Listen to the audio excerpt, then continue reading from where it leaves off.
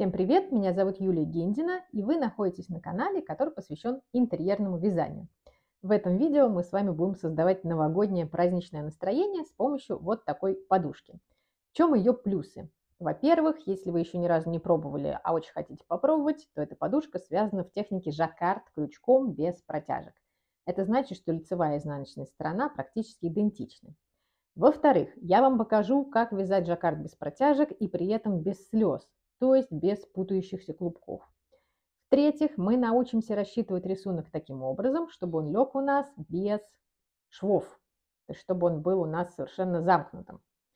В-четвертых, вы увидите вот таких вот оленей, которые на самом деле что-то на оленей не очень похожи. Или похожи, не знаю. Но не волнуйтесь, я вам нарисовала еще и других оленей, может быть, они вам понравятся больше. Ну и вообще, по-моему, классное занятие накануне Нового года связать себе или близким вот такой вот приятный предмет декора. Ну что ж, давайте приступим. Все схемы вы найдете по ссылке в описании к этому видео. Как раз вот ромбы, с которых у меня начинается подушка, дальше вот этот классический рождественский орнамент, потом зигзаги, потом странные олени, но я вам их нарисовал, видите, попа к попе, и между ними еще такие маленькие снежинки. Дальше опять повторяется зигзаг, еще одни олени в виде голов, потом короткий упрощенный зигзаг, еще набор снежинок и снова зигзаг. Располагать эти орнаменты вы можете в любом порядке, в котором вам захочется. Сейчас я вам расскажу, как рассчитать количество петель и как расположить орнаменты таким образом, чтобы те из них, которые могут не прерываться, не прерывались, а те, которые не могут и не укладываются четко в вашу ширину полотна, как их можно центровать, чтобы получить визуально очень гармоничную картину. Для того, чтобы посчитать начальное количество петель для нашей подушки, нам нужно посмотреть, какой раппорт у каждого из этих рисунков. Допустим, вы определили, что в вашей подушке, как в моей, будут и такие ромбы, и такие зигзаги, и, может быть, даже мелкие зигзаги. Этот рисунок мы сделаем непрерывным, то есть у нас он будет замыкаться по кругу. Это красиво. Все остальные элементы, вот эти, олени такие, олени другие, или даже вот эти снежинки, мы можем сделать не замыкающимися. И тогда мы просто их отцентруем. То есть мы определим, где центр в вашем полотне, и от него уже посмотрим, сколько умещается наших элементов. То есть получится, что по бокам у нас просто будет фон, а в центре будут уже наши элементы и на лицевой стороне подушки, и на изнаночной. А непрерываемые элементы будут идти по всей окружности подушки, включая ее боковые стороны. Итак, смотрим. У ромбов, но здесь вам не видно, но по схеме будет видно крупно. У ромбов у нас раппорт составляет 6 петель по горизонтали. У зигзагов тоже 6 петель, потому что фактически эти зигзаги это половина ромбов. У маленьких зигзагов раппорт составляет 4 петли. Соответственно, у снежинок раппорт составляет вот у этих 12 петель.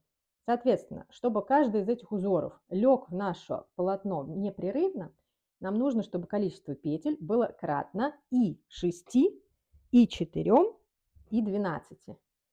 Такое может быть легко. Сейчас я вам на примере это покажу. Можно пойти более простым путем. Например, сделать непрерывным только ромбы и только зигзаги. Поскольку у них раппорт один и тот же 6 петель, то вам будет проще. И, например, отказаться тогда от вот этого орнамента и вот этого.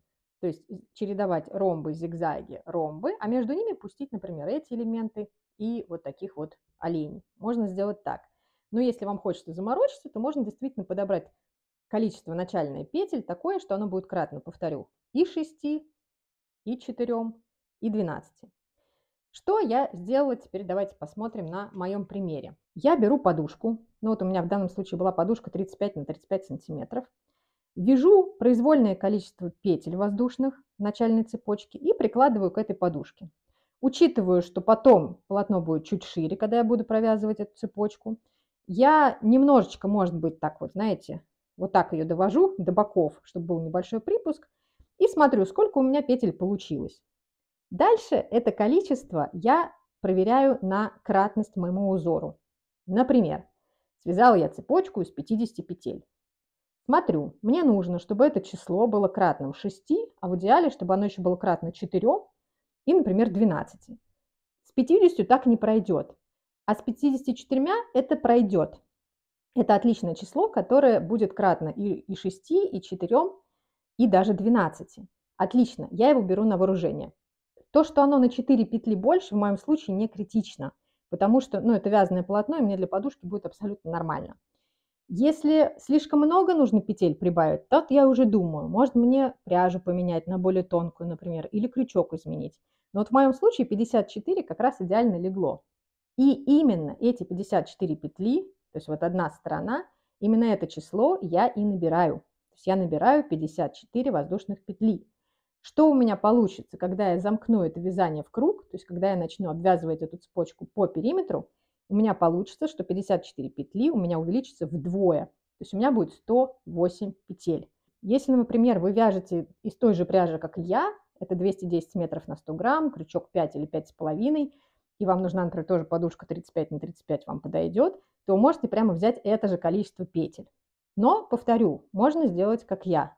То есть взять желаемую подушку или желаемую ширину полотна, под нее набрать цепочку и дальше уже с этим числом в цепочке немножко поиграться, либо чуть его уменьшив, но я лучше бы на вашем месте чуть его увеличивала. Давайте теперь посмотрим на практике, как мы это будем делать. Для нашего контрольного образца мы наберем количество петель кратное 6, чтобы, допустим, мы хотели бы связать вот эти вот ромбы. Ну, берем, например, 3 умножить на 6, то есть для 3 элементов. Это 18 петель. Вот мы столько петель воздушных и наберем. Но начнем с волшебного узелка начального. Итак, набираем 18 петель. Цепочка из 18 петель готова. Что делаем теперь? Начиная со второй петли от крючка, вот с этой, провязываем столбики без накида. Это базовый столбик вязания крючком. Я думаю, что вы уже с ним знакомы. Если вдруг нет, всегда помните, что видео можно замедлить, остановить, изучить, повторить. Это очень удобно. Скорость видео всегда помогает. Если наоборот вы хорошо это умеете делать и вам бы нужно дальше побыстрее, увеличьте скорость, и тогда процесс пойдет быстрее и вам удобнее. Провязываем столбики без накида до конца ряда. Вот осталась последняя петля. Провязываем в нее столбик без накида. И теперь, поскольку мы будем обвязывать цепочку по кругу, нам нужно перейти на другую сторону. Как нам это сделать? Заодно мы вяжем вот этот вот хвостик, поэтому я прижимаю его к полотну. Сюда же в последнюю петлю провязываем еще один столбик. И сюда же еще один столбик. Дальше идем в обратную сторону. Вот следующее отверстие для провязывания столбика без накида. Туда его и провязываем. Вот они хорошо видны. И заодно ввязываем наш хвостик. Вот так это получается. Провязали последний столбик. И теперь туда, где был провязан первый, сейчас я вам поподробнее покажу, вот сюда, провязываем еще 2 столбика. Раз и второй. Ряд провязан. Теперь давайте посчитаем количество петель, которые у нас получились по периметру. Их должно быть изначальное количество набранных умноженное на 2. Мы набирали 18, значит здесь должно быть по периметру 36 петель. Давайте считать. 2, 4,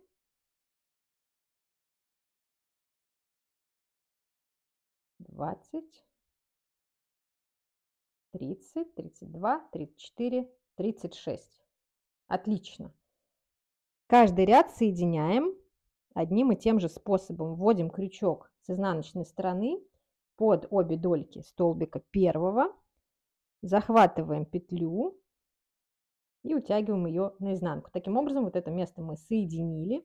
Это у нас последний столбик, это первый столбик.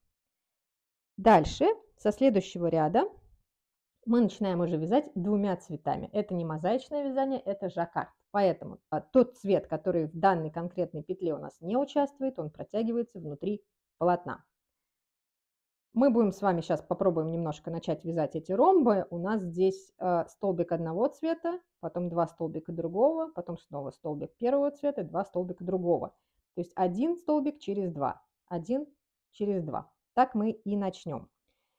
Воздушная петля, всегда начинаем ряд с воздушной петли. Готовим уже наш контрастный цвет. Я вот его так подкладываю снизу. Рабочее положение рук у меня следующее. Нить, которую я сейчас буду вязать у меня на указательном пальце, нить второстепенная, которая пока не участвует в процессе, у меня здесь придерживается на изнаночной стороне полотна. Итак, первый столбик мы провяжем цветом горчичным. Я вяжу жаккард без протяжек за дальнюю стенку каждого столбика, потому что в этом случае рисунок получается максимально ровным. Поэтому все остальные столбики дальше в этом полотне мы будем провязывать за дальнюю стенку. Ввожу туда крючок, одновременно здесь провожу крючок под нитью контрастного цвета, так, чтобы она вплелась в мое полотно. Один столбик провязали. Второй столбик тоже провязываем горчичным цветом, но не до конца. Чтобы дальше провязать столбик молочным цветом, нам нужно к этому подготовиться. То есть на стадии, когда у нас уже 2 петли на крючке, нужно через них протянуть нить контрастного цвета, то есть завершить этот столбик другой нитью. И здесь, внимание, сейчас я вам буду показывать, как сделать так, чтобы нитки не путались, чтобы вас клубки не раздражали. Всегда нужно следить, чтобы они буквально лежали по разные стороны от полотна. Мы сейчас горчичный цвет бросаем, он нам больше не нужен. Поднимаем молочный, протягиваем его через 2 петли. Обязательно здесь нужно немножко подтянуть, но немножко. Если вы перетянете, то у вас полотно, соответственно, получится перетянутым. Цвета поменялись местами. Теперь горчичный у меня стал второстепенным. Я его прикладываю с изнаночной стороны полотна. Сейчас мне нужно провязать один столбик молочным цветом. Ввожу крючок, обязательно провожу его под нитью контрастного цвета. Начинаю провязывать молочный столбик, но он у меня один, поэтому сразу я его завершаю снова горчичным. Посмотрите, что я делаю. Я не бросаю молочный цвет назад, потому что я так поступаю с горчичным. Я бросаю молочный цвет вперед. Всегда так буду делать. Подтягиваю горчичный, протягиваю его через петли. Обязательно, как мы и договаривались, подтягиваю немножко, просто чтобы выровнять петлю. Теперь у меня молочный прикрепляется сзади к полотну. Я продолжаю вязать горчичным. По схеме у меня должно быть 2 горчичных. Раз. Второй я не заканчиваю, потому что мне уже нужно приготовиться к молочному цвету. Бросаю горчичный назад, подхватываю молочный, протягиваю. Обязательно что делаем? Подтягиваем немножко петлю. Горчичный прижимаю к полотну, провязываю один столбик молочным. Он всего один, поэтому мне снова нужно уже перейти к горчичному. Белый бросаю к себе, всегда к себе. Горчичный поднимаю, протягиваю через 2 петли. Обязательно подтягиваю нить, еще раз повторю, не сильно. Молочный прижимаю сзади, вяжу теперь 2 столбика горчичным. Раз.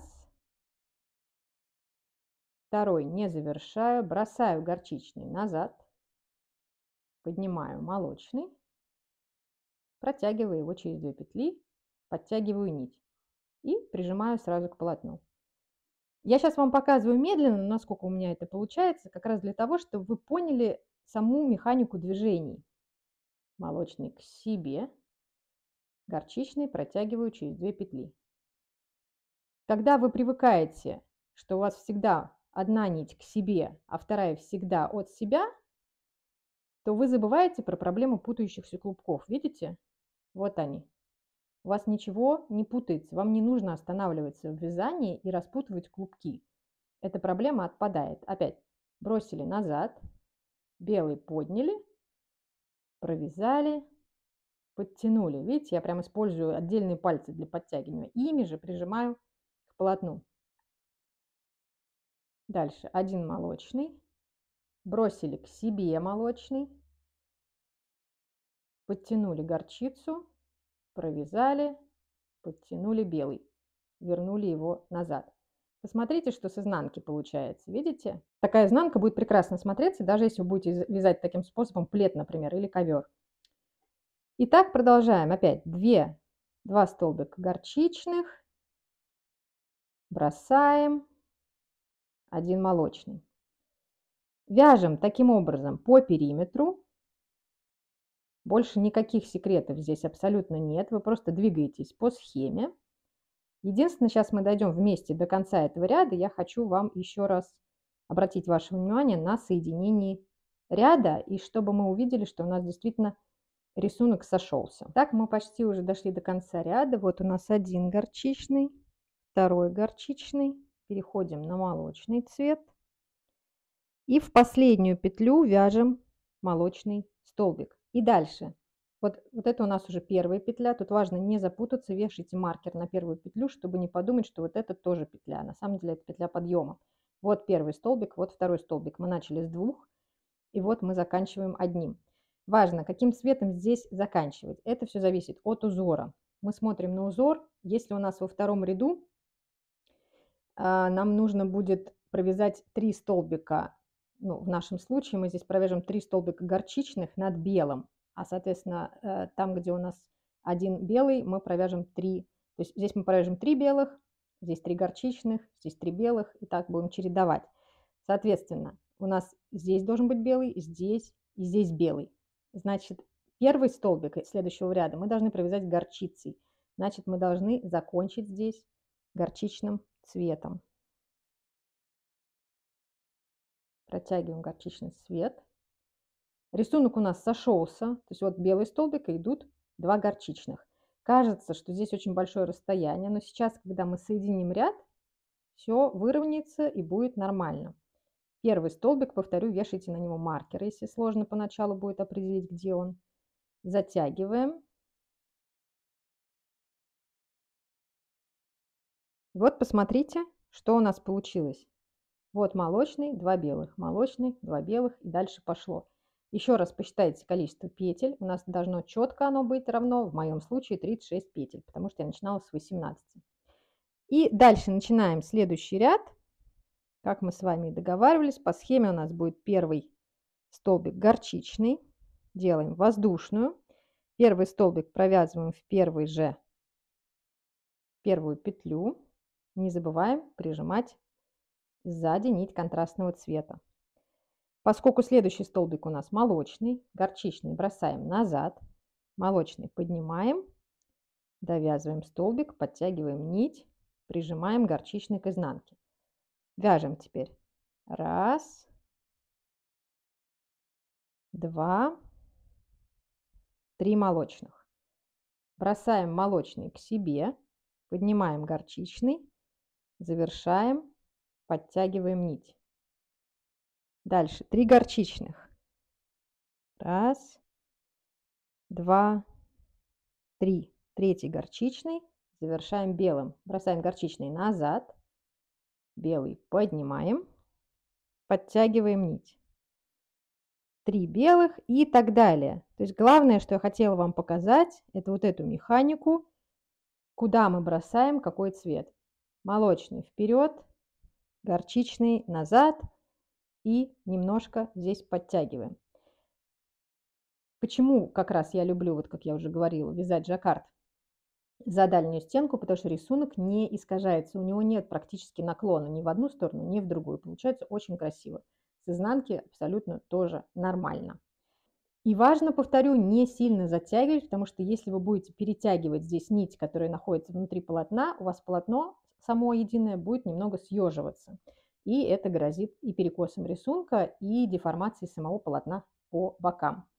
Вы продолжаете так вязать, соединяя ряд, и постепенно у вас полотно будет подниматься наверх, образуя вот такую вот бесшовную конструкцию. Очень удобно, комфортно вязать. По боку, где вы будете соединять ряд, у вас образуется, ну, здесь его пока не видно, он будет такой аккуратный шовчик с внутренней стороны, абсолютно нормальный. Ну что ж, я надеюсь, что никаких проблем у вас не возникнет, а наоборот будет только радость и от процесса, и от результата. Совмещайте узоры, как вам понравится. Будет интересно посмотреть на вот этих вот оленей, если вы будете их использовать. Связала я такую подушку очень быстро, буквально за 2 дня. Это правда не сложно, но если вы с жаккардом сталкиваетесь впервые, заложите себе некоторое время на тренировку, потому что не сразу можно привыкнуть к этим закидываниям нити туда и обратно, но постепенно процесс вам очень понравится. Я вам обещаю, что такой жаккард вам понравится не меньше, чем мозаика. Абсолютно точно. Буду, как обычно, рада увидеть ваши комментарии под этим видео, а в нашем чате буду рада увидеть фотографии ваших подушек. Спасибо большое, приятного вязания, будьте здоровы. Пока-пока.